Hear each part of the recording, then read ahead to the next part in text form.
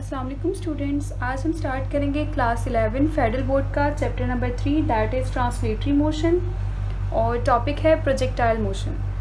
तो स्टार्ट करते हैं इस टॉपिक को। ये आपका बहुत ज़्यादा इम्पॉर्टेंट टॉपिक है, लॉन्ग में भी आता है। इसकी डेरिवेशंस हैं कुछ 3 से 4 डेरिवेशंस हैं जिनको हम करेंगे और वो बहुत ज़्यादा इंपॉर्टेंट डेरिवेशंस हैं। ये टॉपिक पहले अच्छे से आपने समझना है कि प्रोजेक्टाइल मोशन होता क्या है और इसमें कोई 2-3 कॉन्सेप्ट्स हैं, 2-3 ऐसी चीज़ें हैं जो आपको याद रखनी है, जो डेरिवेशंस में बहुत ज़्यादा काम आएंगी। ठीक है, तो ये वीडियो आपने स्किप नहीं करनी है ताकि आपको नेक्स्ट वीडियोस इस टॉपिक से रिलेटेड समझ आएँ। तो क्या है projectile motion? Projectile motion is a 2 dimensional motion. ये 2 डायमेंशनल मोशन होता है किसी भी ऑब्जेक्ट का in which a body is thrown at certain angle, जिसमें हम एक बॉडी को जो है थ्रो करते हैं एक सर्टेन एंगल पे। वो एंगल कितना होना चाहिए? 0 डिग्री से बड़ा होना चाहिए और 90 डिग्री से छोटा होना चाहिए, under the action of gravitational force only. Only का मतलब ये है कि सिर्फ और सिर्फ उस पर एक ही फोर्स लग रही होगी, वो फोर्स ऑफ ग्रेविटी होगी। बाकी जो भी फोर्सेस होंगी उनको हम निगलेक्ट कर देंगे। जैसे एयर फ्रिक्शन है और अर्थ भी रोटेट कर रही है, तो ये फोर्सेस जो हैं एयर फ्रिक्शन हो गई, इसको हम निगलेक्ट कर देते हैं। ठीक है, अच्छा आपको ये डेफिनेशन जो है समझ नहीं आई होगी, हम इसको जो है डायग्राम्स के थ्रू समझते हैं ताकि आपको अच्छे से समझ आ जाए कि इसमें क्या कह रहे हैं। और ये एंगल भी मैं आपको उसी डायग्राम से बताती हूँ किस तरह से है। ठीक है, तो सबसे पहले तो उन्होंने ये कहा है कि प्रोजेक्टाइल मोशन जो है वो 2 डायमेंशनल मोशन की एक बेस्ट एग्जांपल है। प्रोजेक्टाइल मोशन किसकी एग्जांपल है? 2 डायमेंशनल मोशन की ना। तो यहाँ पर अगर आप देखें तो अभी तक हमने इससे पहले जो टॉपिक्स पढ़े हैं उसमें हमने यही पढ़ा है कि एक कार है वो रोड पे मूव कर रही है। जैसे आपने इक्वेशंस ऑफ मोशन पढ़ी हैं, ठीक है, तो एक कार है वो रोड पे मूव कर रही है। तो आपको पता है ना, रोड ये रोड है और उस पर अगर कार मूव कर रही है तो वो सिर्फ और सिर्फ एक्स एक्सिस पर मूव कर रही है। ठीक है, तो ये 1 डायमेंशन है, एक एक्सिस आ रहा है तो 1 डायमेंशन।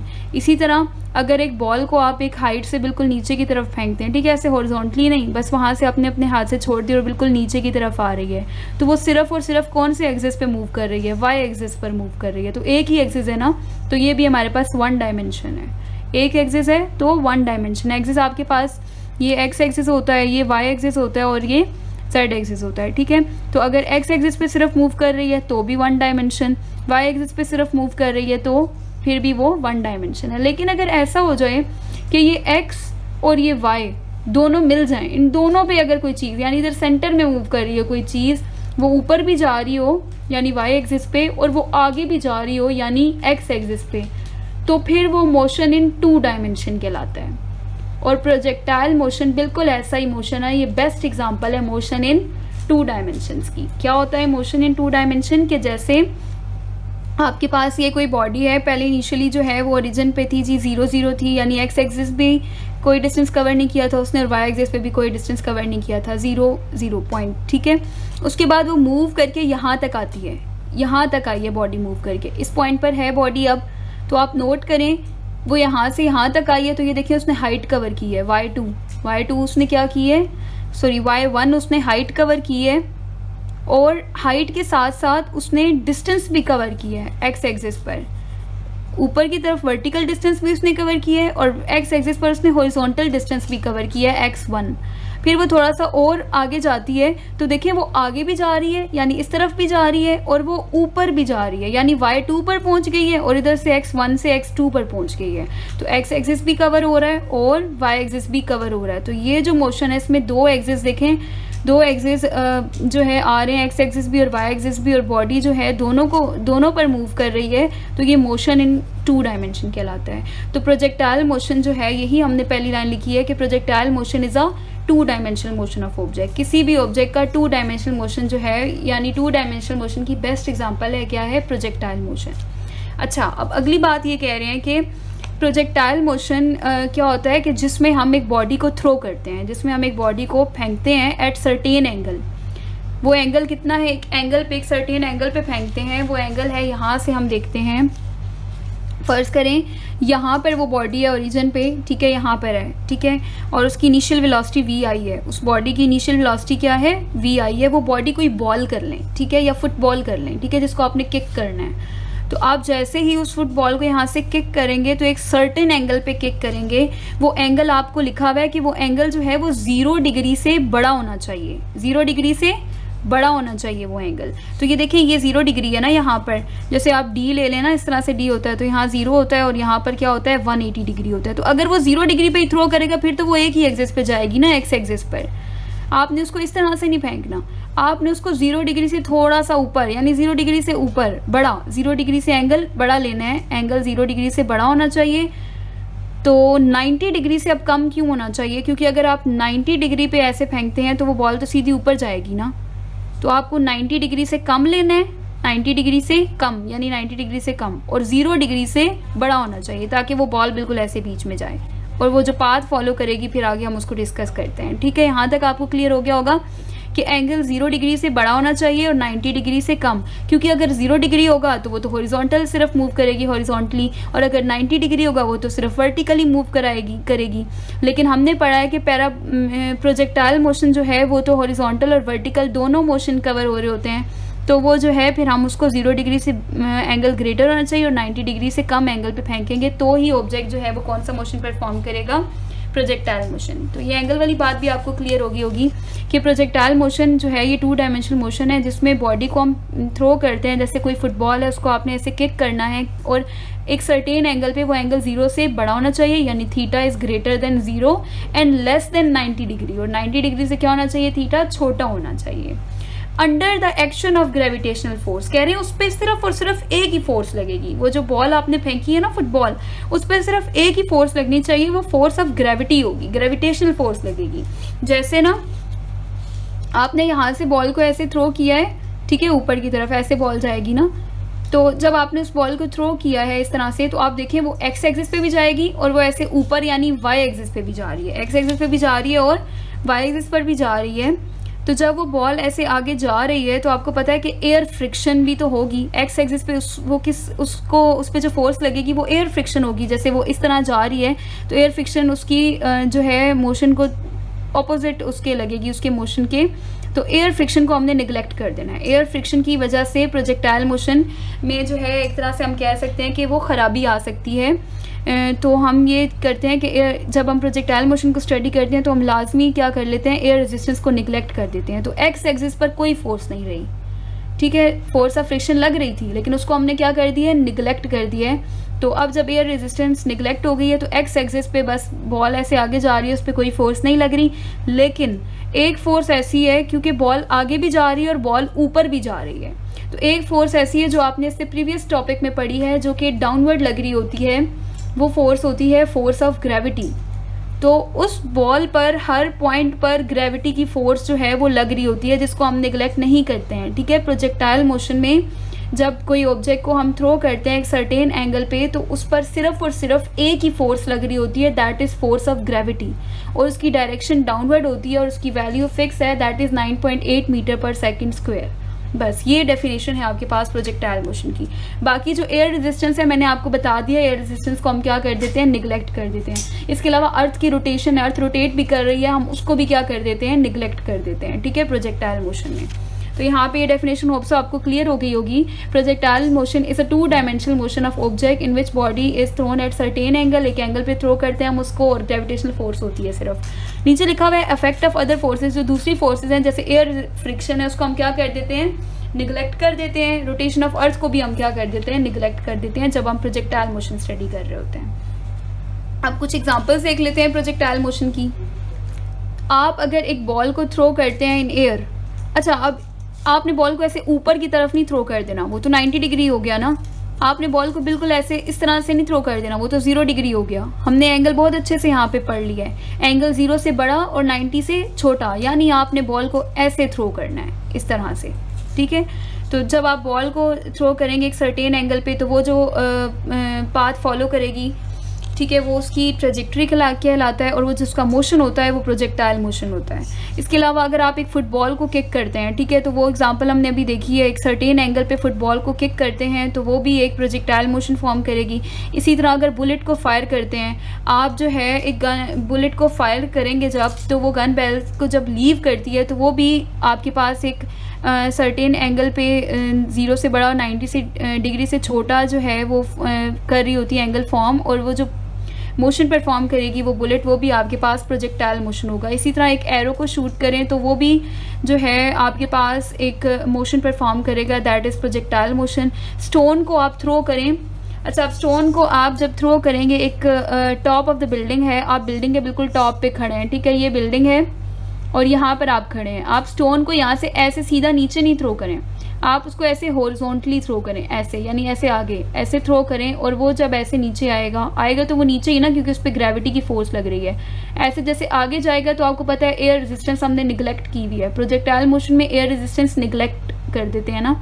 तो आप जब ऐसे इसको हॉरिजॉन्टली थ्रो करोगे और वो नीचे की तरफ आएगा ऐसे, तो ये भी जो मोशन आप उसने परफॉर्म किया, ये भी आपके पास जो है प्रोजेक्टाइल मोशन की एक एग्जांपल है। मैं आपको आगे इसको बताऊंगी कि ये जो है किस तरह से प्रोजेक्टाइल मोशन की एग्जांपल है, लेकिन आपने याद रखना है कि स्टोन को भी जब आप horizontally top of the building या किसी भी हाइट से थ्रो करते हैं हॉरिजॉन्टली, लेकिन तो वो भी आपके पास जब डाउनवर्ड आ रहा होता है तो वो कौन सा मोशन परफॉर्म करता है, प्रोजेक्टाइल मोशन परफॉर्म करता है। तो ये 5 एग्जाम्पल्स आपको मैंने दे दी, आपको जो भी अच्छे से याद हो आप पेपर में लिख सकते हैं। उसके बाद आते हैं कुछ डेफिनेशंस पे जो आपने याद रखनी है, क्योंकि ये डेफिनेशंस, ये नाम आपको पता होने चाहिए ताकि आगे जैसे हम डेरिवेशंस करें तो वहाँ पे डायरेक्ट ये नेम्स लिखे हुए होंगे तो आपको समझ आ जाए कि किसको कह रहे हैं ये, ठीक है। सबसे पहले कि प्रोजेक्टाइल खुद क्या है, प्रोजेक्टाइल क्या है, तो कोई भी ऑब्जेक्ट जिसको आप इस एंगल पे फेंक रहे हैं ना, 0 से बड़ा और 90 से डिग्री, कोई भी ऑब्जेक्ट है वो, चाहे वो एक बॉल है, चाहे वो फुटबॉल है, चाहे वो बुलेट है, चाहे वो एरो है, या फिर वो स्टोन है, अगर आप उसको इस सर्टेन एंगल पे फेंक रहे हैं, ठीक है, तो वो ऑब्जेक्ट खुद कहलाएगा प्रोजेक्टाइल, क्योंकि वो प्रोजेक्टाइल मोशन फॉलो करेगा, वो ऑब्जेक्ट प्रोजेक्टाइल मोशन फॉलो करेगा, तो वो ऑब्जेक्ट खुद क्या कहलाएगा, वो प्रोजेक्टाइल कहलाएगा। आप कह सकते हैं कि हमने बॉल को एयर में फेंका है, यानी प्रोजेक्टाइल को एयर में थ्रो किया है। किकिंग अ फुटबॉल, एक प्रोजेक्टाइल को किक किया है, वो फुटबॉल एक प्रोजेक्टाइल है, ठीक है। तो प्रोजेक्टाइल क्या होता है, आप डेफिनेशन देख लेते हैं। प्रोजेक्टाइल होता है an object that is throne, वो ऑब्जेक्ट जिसको आपने फेंका है एक सर्टेन एंगल पे, एंगल आपने डिस्कस कर लिया है, उसको क्या कहते हैं, प्रोजेक्टाइल। जिस ऑब्जेक्ट को फेंका है वो खुद प्रोजेक्टाइल है। उसके बाद है ट्रेजेक्ट्री। ट्रेजेक्ट्री क्या है, the path followed by a projectile, वो पाथ जो एक प्रोजेक्टाइल फॉलो कर रही है ना, वो ट्रेजेक्ट्री कहलाती है। जैसे यहाँ पर ये जो पाथ फॉलो, ये जो डॉट्स हैं, ये पाथ है, रास्ता, ये रास्ता जो फॉलो हो रहा है ना, ये वाला, इसको हम ट्रेजेक्ट्री कहते हैं। ये प्रोजेक्टाइल है, ये जो ब्लैक डॉट है ये बॉल है ना, तो बॉल एक प्रोजेक्टाइल है, तो बॉल कौन सा रास्ता फॉलो कर रही है, तो ये जो बॉल जो रास्ता फॉलो कर रही है वो हमारे पास कहलाता है ट्रेजेक्ट्री, ठीक है। Path followed by projectile is called trajectory. और जो शेप बनती है, जो शेप बनी है जब आपने किसी चीज़ को थ्रो किया है सर्टेन एंगल पे और उसके बाद जो है उसने पाथ फॉलो किया है, और ये जो शेप बनी है, ये साइड पे ये जो शेप है ये, ठीक है, जैसे डी है तो आप डी को देख लें, तो ये जो शेप है ये आपके पास कहलाती है पैराबोला। जैसे मैथ्स में और शेप्स के नाम आपने पढ़े हैं ना, सर्कल, स्क्वायर, ट्रायंगल, रेक्टेंगल, उसी तरह ये शेप क्या कहलाती है, पैराबोला। तो शेप का नाम है पैराबोला। उसके बाद कुछ इंपॉर्टेंट पॉइंट्स हैं जो आपने याद रखने हैं। इन इंपॉर्टेंट पॉइंट्स को हम साथ साथ डायग्राम को देखते हैं और साथ इन पॉइंट्स को डिस्कस करते हैं, ठीक है। अब यहाँ पर अगर हमें ये पॉइंट्स देखने हैं तो उसके लिए हम इस डायग्राम को साथ साथ देखेंगे ताकि हमें ये पॉइंट्स क्लियर हों। सबसे पहले तो आपने जो है ये रेजोल्यूशन वेक्टर्स को कंपोनेंट्स में कैसे रिजॉल्व करते हैं ये आपने पढ़ा हुआ है, ठीक है। तो इसको हम एक बार देख लेते हैं। जैसे आपके पास ये एक्स एक्सिस है और ये वाई एक्सिस है, और अगर यहाँ पर आपके पास फोर्स लग रही है किसी ऑब्जेक्ट पे, जैसे कोई भी बॉक्स पड़ा हुआ है, ठीक है, उसको आपने ना तो उसको एक्स एक्सिस पे मूव किया ना उसको वाई में, बल्कि उसको आपने ना बिल्कुल इधर सेंटर से कोई भी उसका थ्रेड आप बांध लें और उसको पकड़ के ऐसे उसको आप ऐसे थोड़ा सा ऊपर उठा के आगे मूव करवा रहे हैं, या बुक ले लें, बुक को ऐसे थोड़ा सा उठाया हुआ भी है और वो नीचे ग्राउंड के साथ भी टच है, और उसको ऐसे मूव करवाएं आगे, तो वो ग्राउंड के साथ एक एंगल बनाएगी, ठीक है, और इस तरह से आप उस पर फोर्स लगा रहे हैं ऊपर की तरफ, ठीक है, और उसको आगे मूव भी करवा रहे हैं। तो हम इस फोर्स को रिजॉल्व कर देते हैं, ये एक वेक्टर है और इसको इसके कंपोनेंट्स में रिजॉल्व करते हैं। एक हम इसका एक्स कंपोनेंट बनाते हैं और एक इसका वाई कंपोनेंट बनाते हैं। अब आपके पास ये जो एंगल बन रहा होता है ना जिस कंपोनेंट के साथ, ये आपके पास एक्स कंपोनेंट होता है, एफ ऑफ एक्स, ठीक है, और ये जो आपके पास सामने कंपोनेंट होता है थीटा के बिल्कुल सामने, एंगल के सामने, वो होता है एफ ऑफ एफ वाई, ठीक है, और सामने वाला जो कंपोनेंट है वो इक्वल होता है साइन थीटा के, और ये जो बेस वाला कंपोनेंट है जिसके साथ एंगल बन रहा होता है वो इक्वल होता है कॉस थीटा के। कैसे होता है ये मैंने आपको वेक्टर चैप्टर में बहुत अच्छे से समझाया हुआ है, ठीक है। तो ये एफ ऑफ वाई इक्वल है साइन थीटा के और ये एफ ऑफ एक्स इक्वल है कॉस थीटा के, एफ कॉस थीटा और एफ साइन थीटा। तो ये चीज़ तो हमने कर ली थी। अब बिल्कुल यही चीज़ हम इधर प्रोजेक्टाइल मोशन में भी करेंगे कि हमने जिस बॉल को फेंका है ना, उसकी कोई ना कोई वेलोसिटी तो होगी ना इनिशियली, जब उसको फेंक रहे हैं तो उसकी वेलोसिटी है इनिशियल वेलोसिटी, ठीक है। ऐसे जा रही है ना, वो ऐसे ऊपर जा रही है और फिर ऐसे आगे पाथ फॉलो कर रही है ना सारा। तो ये जो गई है ना यहाँ से ये, तो ये इसकी इनिशियल वेलोसिटी थी, और इसकी इनिशियल वेलोसिटी को हम कंपोनेंट्स में डिवाइड कर देते हैं, जैसे यहाँ फोर्स को किया था। तो इसका यहाँ पे थीटा बन रहा है, थीटा हमने डिस्कस कर लिया, 0 से बड़ा और 90 से छोटा। तो थीटा के सामने वाला VIY हो जाएगा, और थीटा जिसके साथ बन रहा है बेस जो है वो VIX हो जाएगी। VIY बराबर है VI साइन थीटा के, जैसे f ऑफ y बराबर था f साइन थीटा के, और VIX बराबर है VI कॉस थीटा के। ये चीज़ आपने नहीं भूलनी है, ये याद रखनी है। नेक्स्ट वीडियो में इंशाल्लाह हम इसी को यूज़ करेंगे, ठीक है। उसके बाद अब आप यहाँ देखें, अगर आपको ये समझ आ गया है कैसे रिजॉल्व किया, तो बिल्कुल वही चीज़ यहाँ पे भी हमने की है। ये आपके पास प्रोजेक्टाइल है, इसको हमने यहाँ से थ्रो किया है बॉल को, ठीक है, यहाँ से किक किया है फुटबॉल को। तो क्या होता है कि उसकी इनिशियल वेलोसिटी क्या थी VI, और हमने उसको रिजॉल्व किया कंपोनेंट्स में, तो VIY और VIX, ठीक है। अब वो बॉल आगे जाती है और यहाँ तक आती है, ठीक है। बॉल आगे जाती है और यहाँ तक आती है, तो VIX जो है ना, जो x एक्सिस पे था वो अभी यही है, वही है ना VIX, और बॉल ऊपर जा रही है ना, तो ये VY है। अच्छा, पहले VIY था, यानी इनिशियल वर्टिकल वेलोसिटी थी, वर्टिकल वेलोसिटी तो थी लेकिन इनिशियल थी। अब आगे आए हैं तो I हटा दिया हमने, क्योंकि फाइनल वेलोसिटी हो गई है, और y इसलिए लिखा हुआ है क्योंकि वर्टिकल है, ठीक है, y एक्सिस की तरफ है, तो VY फाइनल वेलोसिटी। लेकिन यहाँ I क्यों लिखा हुआ है, यहाँ पे भी I था, इनिशियल है, तो ये फाइनल होनी चाहिए थी, ये I ही क्यों लिखा है, बल्कि हर जगह VIX लिखा हुआ है, VIX, ठीक, देखिए हर जगह पर। तो ये क्यों लिखा हुआ है, यही पॉइंट बहुत ज़्यादा इंपॉर्टेंट पॉइंट है, ये हमने मैं आपको भी बताती हूँ क्यों किया है। दूसरा देखिए, टॉप पर आकर ये VY आकर 0 हो गई है, इस पॉइंट को एक हमने डिस्कस करना है अभी, ठीक है। अब कैसे करना है, यहाँ देखें। सबसे पहले ये जो इंपॉर्टेंट पॉइंट्स है ना, यहाँ पे आप ये पॉइंट पढ़ें। एक्स एक्सिस पे एयर फ्रिक्शन को हमने क्या कर दिया था, निगलेक्ट कर दिया था।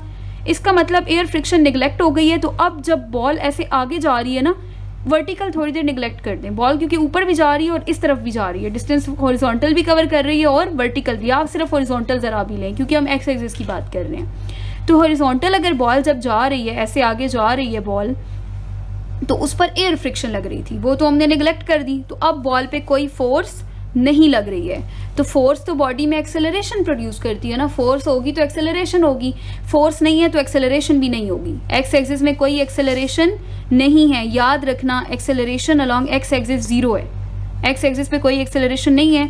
तो एक्सेलरेशन तो rate of change of velocity होता है, इसका मतलब वेलोसिटी भी चेंज नहीं हो रही है, एक्सेलरेशन ही नहीं है तो वेलोसिटी भी चेंज नहीं हो रही है। तो जो इनिशियल वेलोसिटी है वही फाइनल वेलोसिटी है, एक्स एक्सिस पर वेलोसिटी चेंज नहीं हो रही है, तो हम कहेंगे कि वेलोसिटी कांस्टेंट है अलोंग एक्स एक्सिस। ये मोस्ट इंपॉर्टेंट पॉइंट है, एक्स एक्सिस पर वेलोसिटी कांस्टेंट है, तो जो इनिशियल एक्स एक्सिस की वेलोसिटी है वही फाइनल भी एक्स एक्सिस की वेलोसिटी होगी।